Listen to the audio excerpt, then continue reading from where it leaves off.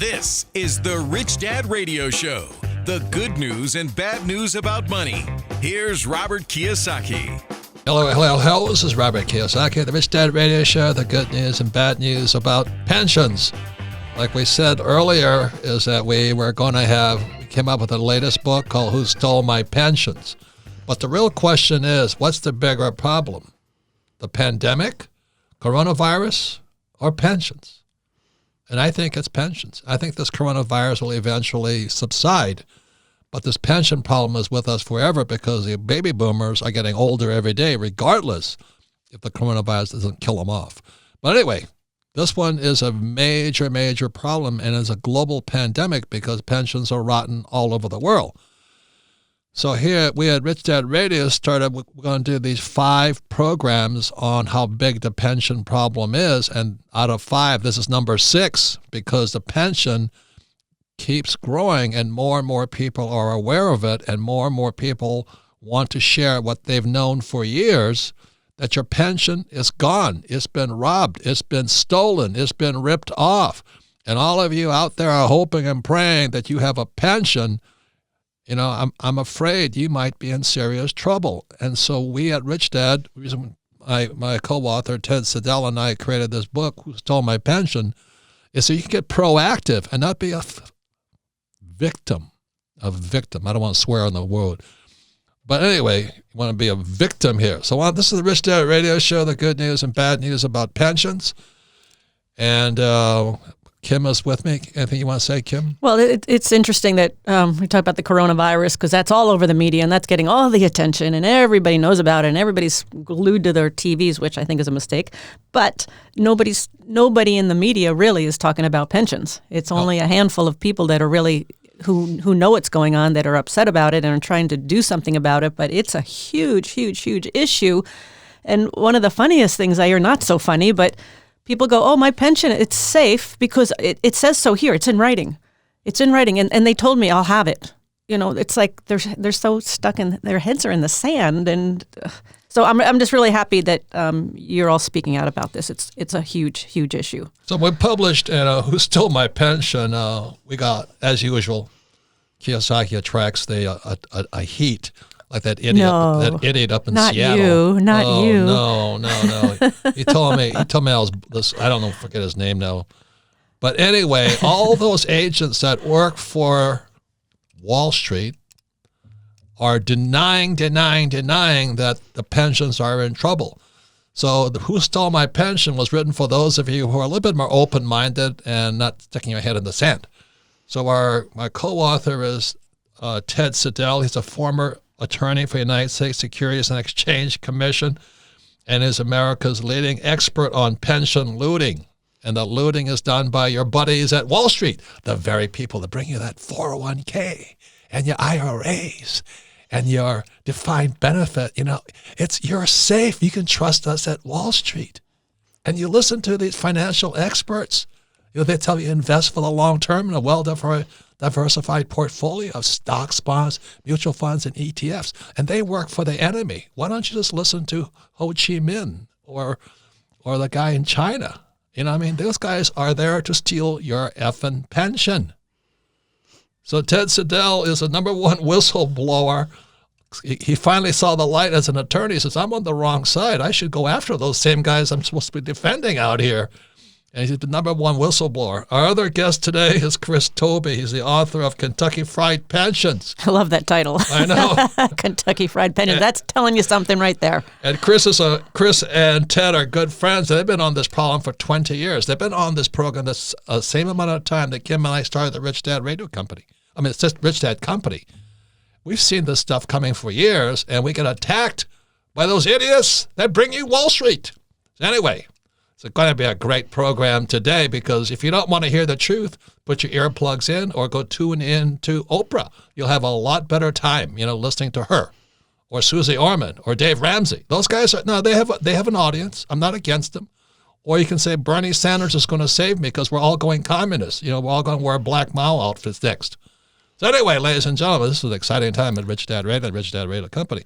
So Ted, welcome to the program, and please share really quickly how you got into this business of pensions. Well, I've been at it for 35 years now. And after I left the SEC, I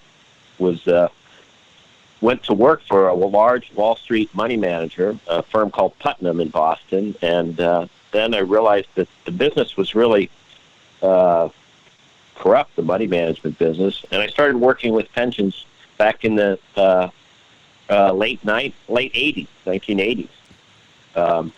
And it's interesting, I just put out an article on Forbes last night called The Coronavirus Could Kill Your Pension. And the premise of the article was that pensions have not increased or strengthened in the last 11 years over the 11-year historic bull market.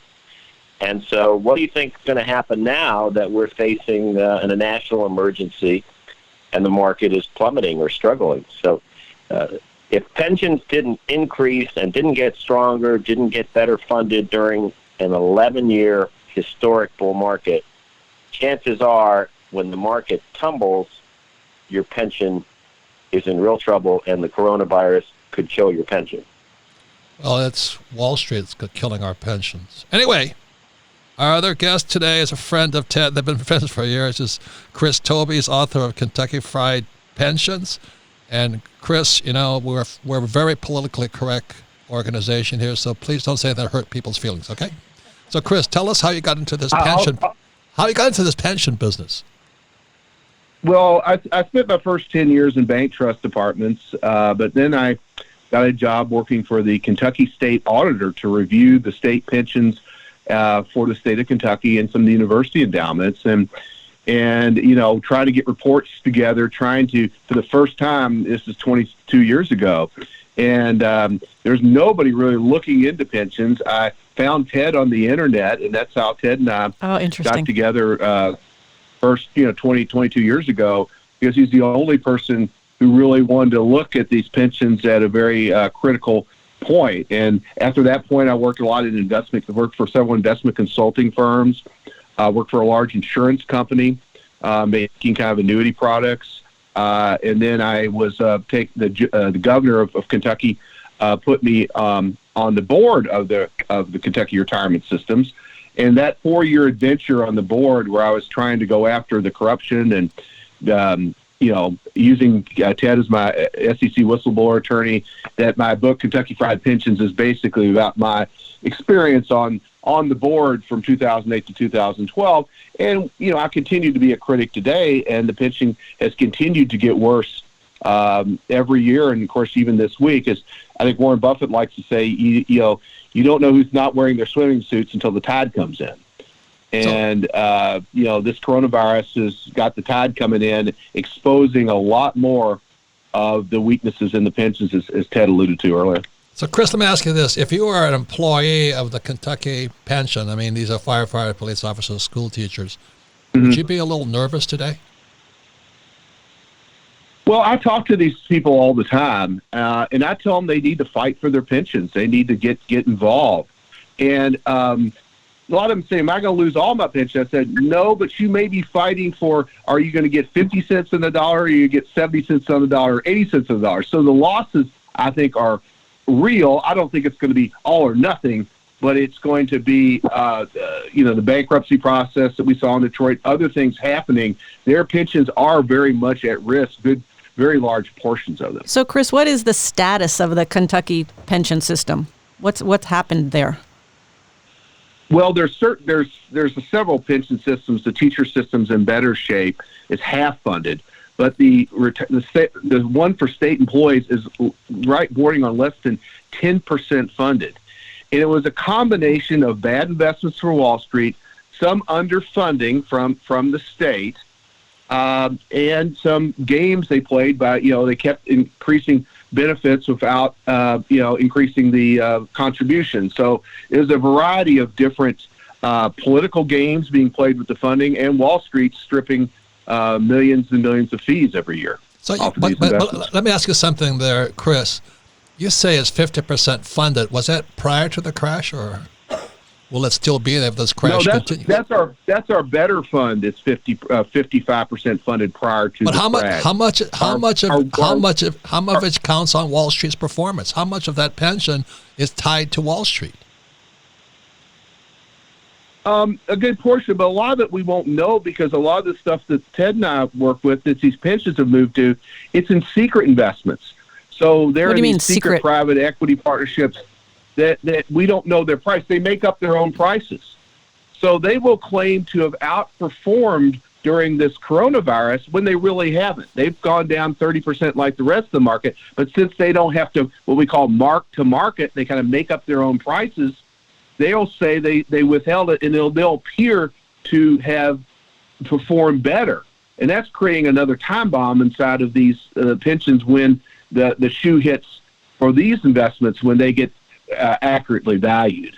So, Ted, what do you want to... There's a lot of different things going on. So, Ted, once again, everybody's listening to this Rich Dad Radio program. This is number 6 in a 5-part series because the pension, this problem is just getting worse and worse and worse. Better. And if you want to stick your head in the sand, watch Susie Orman and Oprah. You'll have a good time there and listen to Dave Ramsey. But all of you who are invested for the long term in the stock market, you might be eating some Kentucky Fried Chicken. So anyway, Ted, what do you have to say about all this? Well, one of the things we say in our book, Robert, is that now is the time to take action to stop pension looting and to protect pensions by ensuring promises that have been made are in fact kept. And doing nothing, sitting back, confident your pension check is quote unquote in the mail, is not an option. That's a risk you can't afford to take. And I think that's what Chris is saying, that the state pension there is less than 10% funded. So if the market goes down 30%, this pension is that's a huge loss.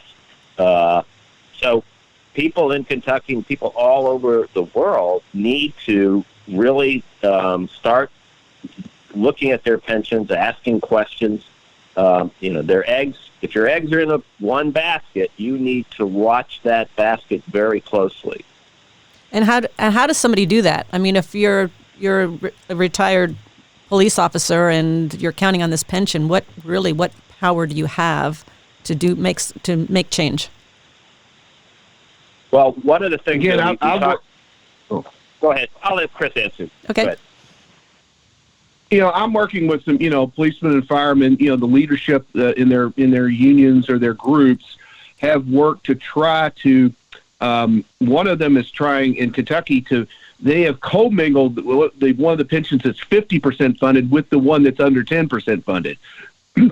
So the firemen and policemen in Kentucky are trying to pull out so that the state, the bad pension plan doesn't quit dragging their relatively still bad, but still relatively better pension fund down the tubes. And also so they can control their own investments and don't go into these horrible corrupt investments that Ted and I have talked about. So, by getting some of these groups have gotten involved in their leadership in trying to make their pensions less bad.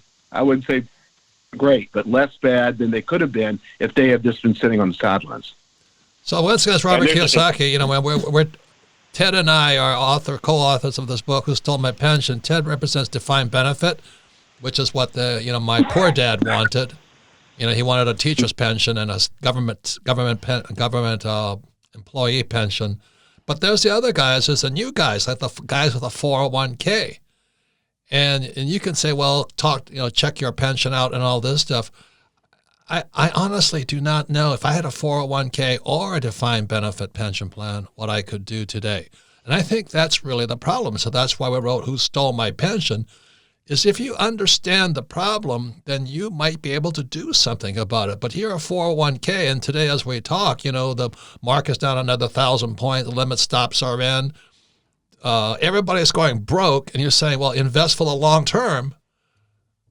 I have some swampland to sell you. I mean, that's really how bad it is. So the reason we wrote Who Stole My Pension is maybe you better do something that buy, hold, and pray and listen to these idiots who are financial planners who are solely this garbage, toxic assets, regardless if it's a government pension or your private pension. And speaking of which, we know somebody who just did retire, and we haven't told her yet. We haven't said anything to her. Her husband just retired, and he's counting on his pension for his retirement for the rest of his life. And I called Ted up, and he says, "Well, I have some bad news." He doesn't know yet that his pension's empty. Yeah. Yep. And she's counting on it. Yes. And I don't know. Kim and I don't know what to say to her, because she and her husband are good, hard-working, honest people. They're very good people. But I don't know if they could do anything anyway. So when we come back, we'll be talking more to my co-author, Ted Siedle, Who Stole My Pension. And again, we wrote the book so that for those of you who are proactive, you might be able to do something. And maybe they can help us figure out what to tell our friend about her husband's pension. Yep. And then we have Chris Tobe. He's a friend of Ted Siedle, which makes them both questionable. But anyway, he's the author. He's the author of Kentucky Fried Pensions. But just remember, Kentucky Fried Pensions is really global. Remember, Kentucky Fried Chicken is a global brand. So everybody is in the same pension problem. When we come back, we'll be talking more about what you can do. Or you can just buy, hold, and pray and, invest for the long term in a well-diversified portfolio of stocks, bonds, mutual funds, and ETFs. We'll be right back. Welcome back. Robert Kiyosaki, the Rich Dad Radio Show, the good news and bad news about your pension. And you can say, well, I'm still young. I don't have to worry about. Trust me, sports fans. This pension thing is as big as a corona pandemic. I don't know which one is more fake, but I know the pension problem is real. You can listen to the Rich Dad Radio program anytime, anywhere on Androids or iTunes or YouTube, and please leave us a review whenever you listen. We want to hear from you. And all of our programs are archived at richdadradio.com. We archive them for one reason, is we're an education company. We make no recommendations. We criticize everybody, but we make no recommendations. We're an equal opportunity criticizer. But the most important about, if you listen to this program one more time, you'll learn twice as much. It's like a golf swing. The more you swing the golf, hopefully you'll get better. Golf club.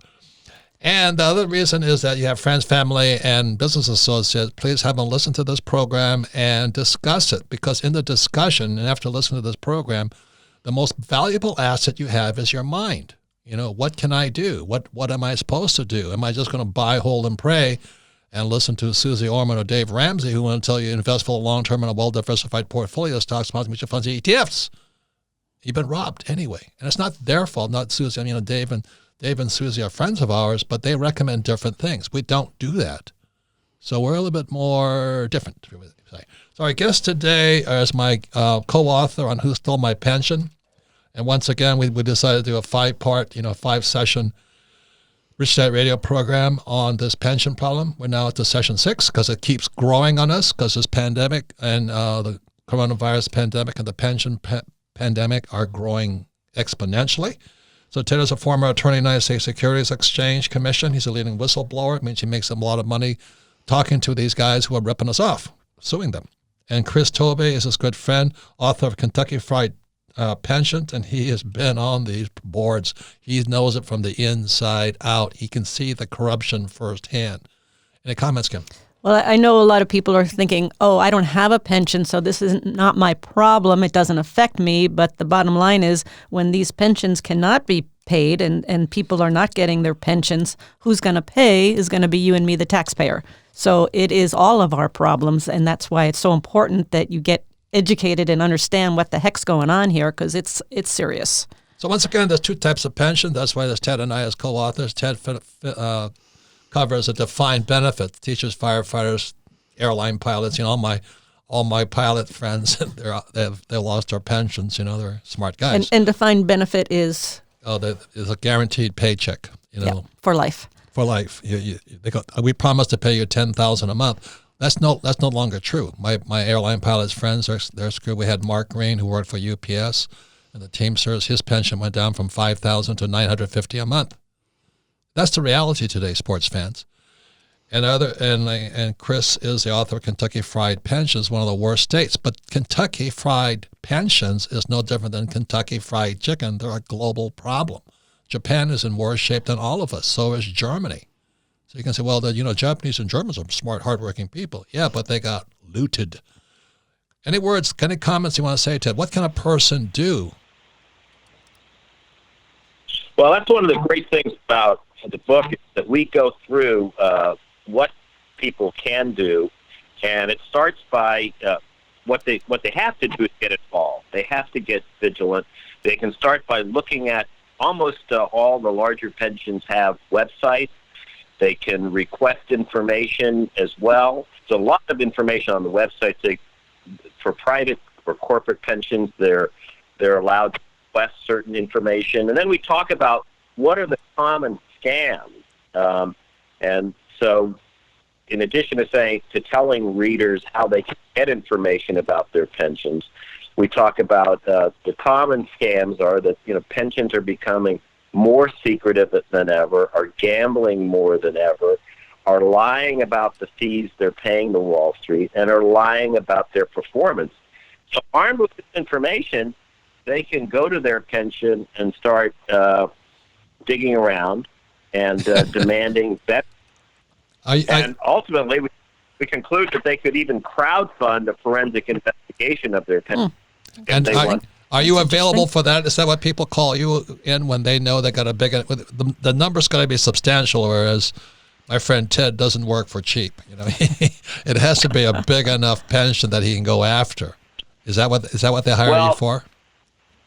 They can call me, or they can just go to the internet and start a GoFundMe project on the internet and call me later if they want to hire me. But there are also, I've just learned since we wrote the book that there are thousands of pension Facebook groups. Well, Ted, you also found out that you got banned because you were trying to cause trouble in those groups. Facebook bans us. I mean, they're a communist organization.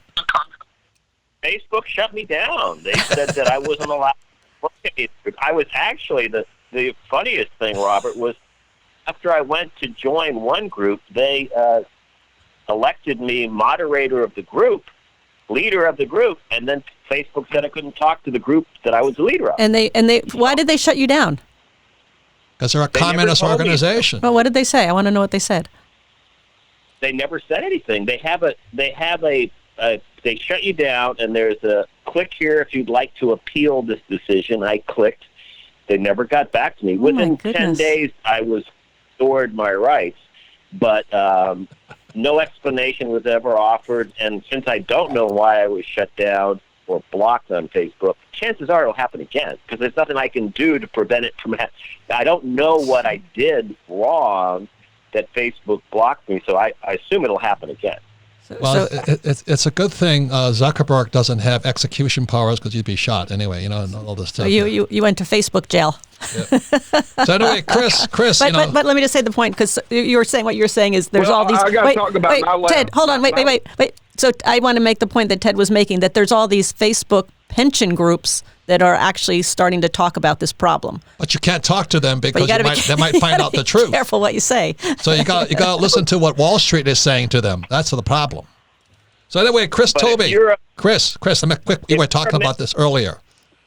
You talked about these. You talked about these things called annuities, and everybody's jumping into annuities right now. That's the average guy with a 401k or an IRA and all this stuff.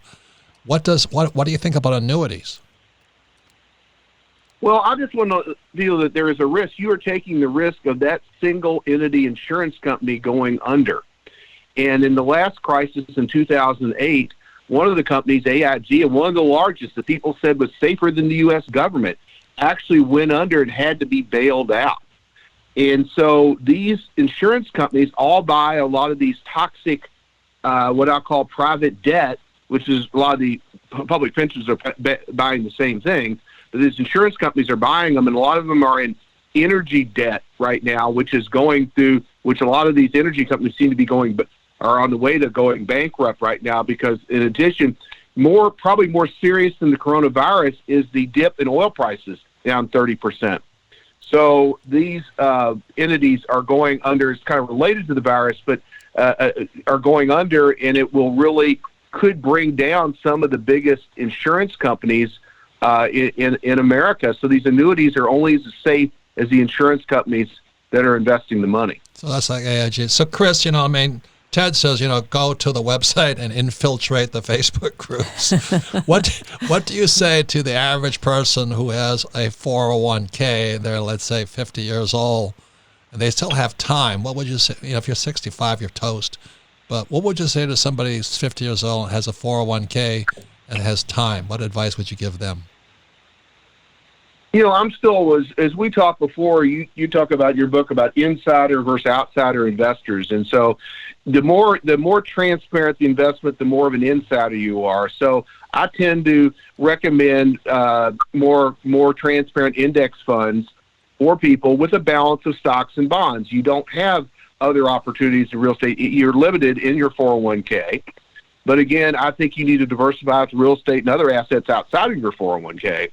As well, because the 401k is subject to the market, as we've seen here. There's really no way to insulate it very well from market forces. Yeah, when we come back, we're going to the third part of the program. Kim and I will talk about what we're doing. But even though Kim and I don't have a pension and we don't have a 401k, it doesn't mean we're still not susceptible for what's going on into the market. Yeah, and I think too, what you're saying is you're talking about you got to take action. You got to be active with your investments and not passive. What does that mean, though? But that means you got to pay attention. You got to find out what you got. You got to find out what's in it. All of that. People are just sitting back, just buying, holding, and praying. Yeah, they are. So, Chris, when you sat on the board, what did you see going on behind the scenes there? I mean, were the good guys all wearing hats? Or were the bad guys wearing white hats? Well, really what happened is that all the deals were cut behind the scenes before we got into the boardroom, and then what we were presented as board members was basically just rubber stamp what the staff gave us.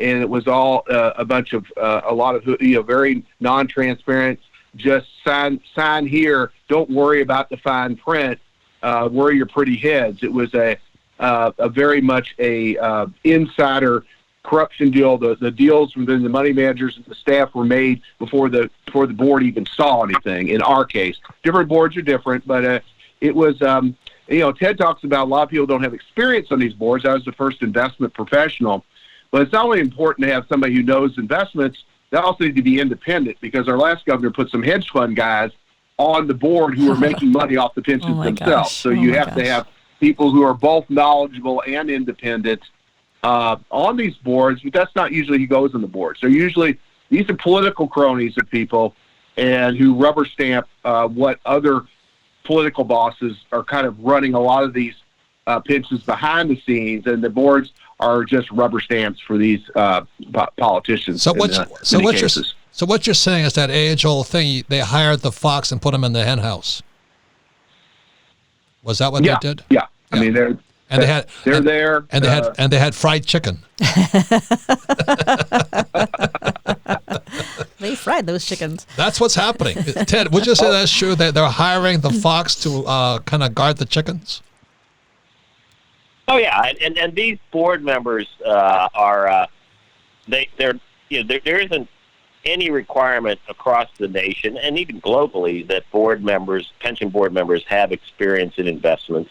So they get the Wall Street guys run circles around them and ultimately make them complicit. They tell the boards, we got to keep this all secret. Will you agree to secrecy? And the board members say, yeah, sure. It's a good idea. Let's keep this from the public. So the ignorant board members, financially illiterate board members, get turned by Wall Street into being complicit in the wrongdoing. So, Ted, as a former SEC attorney and all this, has the SEC said anything about this at all? Well, the SEC actually has a special division that is supposedly looking into public pension wrongdoing. But again, there's state and local pensions are state-run and locally run, and the feds don't like getting involved in them because there's heavy politicization. And so, like in Chris's case, Chris was an SEC whistleblower. He was a board member of the Kentucky Pension Fund, blew the whistle about secret kickback schemes at the Kentucky Pension. I was his lawyer. We reported it to the SEC. The SEC investigated. but ultimately did nothing. They did nothing. And he was right. Yeah. Everything he said in the filing was correct. The SEC investigated. One of the chief kickback recipients died, so that was part of the problem. But in the end, the SEC did nothing. Did he choke on the chicken? And it continues to go on to this day. I mean, I attribute a lot of this to political donations. I believe that a lot of these Wall Street guys, because our political laws under Citizens United allow a lot of these behind the scenes political donations, secret political donations. That's what's driving a lot of the politicians to rubber stamp these secrecy and high fees. I think these people do things for a reason. I don't think they're all just dumb. I think there's money involved. It's whenever something doesn't make sense, you don't know what's going on, follow the money. Yep. But it's very hard to follow the money because of the campaign finance laws now allow these Wall Street guys to give a lot of money to governors' super PACs or attorney general super PACs and go around the laws and disclosure laws in that direction. And that helps, and then they don't disclose the fees on the other direction. And Ted, so are you saying that the SEC and Chris, the SEC is well aware of what's going on with these pensions, and they're just turning a blind eye to it? Yeah, the SEC doesn't want to get involved in state politics, and neither do state attorney generals. There hasn't been a state attorney general in the country that's been willing to look at state pensions since Eliot Spitzer years ago. Yeah. But none of the feds and none of the law enforcement want to look at highly politicized investment programs. Was that why Eliot Spitzer got in trouble because he was investigating and he was caught in the room with somebody else other than his wife? Well, he got in trouble for something he was not investigating. Funny how that happened. But that's the same. You got to read Who Stole My Pension. Ted writes about that as one of the ways to get people to swing their votes towards that is it's called junkets, Wall Street trips to Hawaii, and lots of pretty dancing girls. And that's who runs our pensions. So when we come back, we'll be talking. Kim and I will be discussing what we're doing. We're under stress also because a lot of our investments are being challenged due to this coronavirus. But at least we don't have a 401k or a defined benefit pension plan. So when we come back, we'll be talking more about what Kim and I are doing personally. But I first want to thank Ted Siedle, co-author on Who Stole My Pension, and Chris Tobe, Kentucky Fried Pensions. And remember, Kentucky Fried Chicken's a worldwide brand. So thank you all for listening. We'll be right back to what we're doing personally. Thank you, guys. Thank you, Ted. Thank you, Chris. Okay, thank you. Hello. This is Robert Kiyosaki, the Rich Dad Radio Show, the good news and bad news about Kentucky Fried Pensions.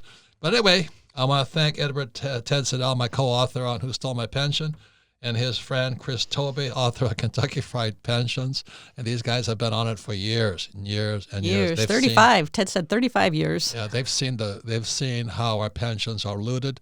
And the interesting thing is what they said was that whether it's a defined benefit, which is a government pension basically, or a defined contribution, which is a 401k and IRA, the problem's the same.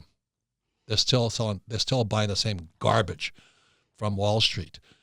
So you can listen to the Rich Dad Radio Show anytime and anywhere on iTunes or Android and YouTube. And please leave us a comment and a review, especially if you hate what we said, because we do our best to upset you.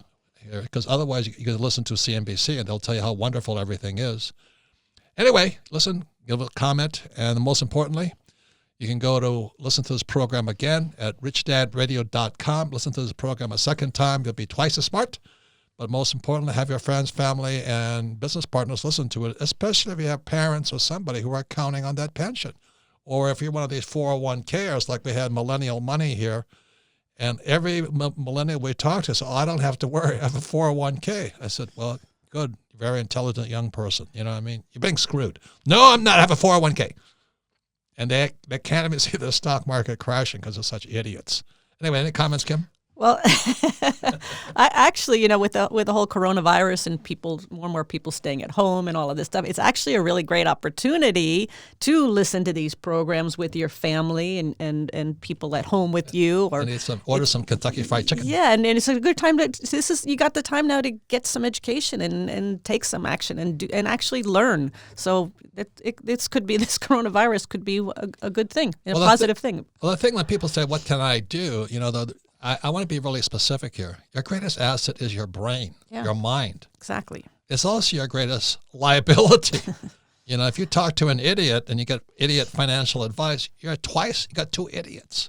And if you don't know good advice from bad advice, then you got a lot of idiots out there. And like we have the Rich Dad Radio, all of our friends want to get back on Rich Dad Radio because we've been saying the same garbage or the same truth, whatever, no, we're hated. That guy, we're loved and we're hated. that guy, the Siedle Times financial planner guy, I don't know what his name is, but he's attacking me saying, don't listen to me, don't listen to Kiyosaki, I'm just trying to scare you. As the market drops 1,700 points, the repo market is going broke, commercial paper market is going broke, and commercial credit's going broke. He says, no, don't listen to Kiyosaki. He's a financial effing planner. I don't listen to those guys either. I mean, they're bad people.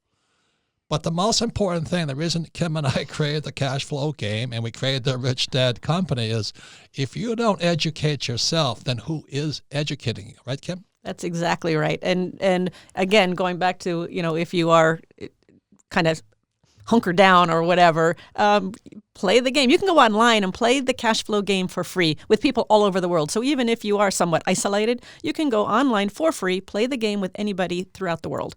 So I'm just looking at this opportunity right now of, yes, your mind is your greatest asset if you use it and put the right stuff in it. And if you listen to an idiot, it becomes the biggest liability you got. If you're listening to a poor person, you're hosed. Why don't you listen to a cannibal? Well, what's good for dinner? You're on the menu. You're on the menu. You know what I mean? But you have a choice to what you put into your head. You have a choice of what you study and what you learn. And we don't sell stocks, bonds, mutual funds, ETFs, with that garbage. And then the final thing is this I want to talk about is we're under stress too. A lot of our investments are under stress, but this is the difference. Is we talk about this guy named Nassim Taleb. He wrote The Black Swan and all this stuff. He talks about fragile, which is a person like a fine crystal glass. You hit it, it breaks. Then you have resilient or robust, and that's like a rock. You pound on the rock, nothing happens. And most people are rocks out there. And this, instead of having this event become the best thing in their life, they're going to sit there and endure it. I'm poor, but I've always been poor, and I'll just stay poor. But anti-fragile means you'll get stronger. The more stress you put on yourself, you'll get smarter. So Kim and I are under stress also because we have properties, because of the barn, swine flu, whatever the thing is.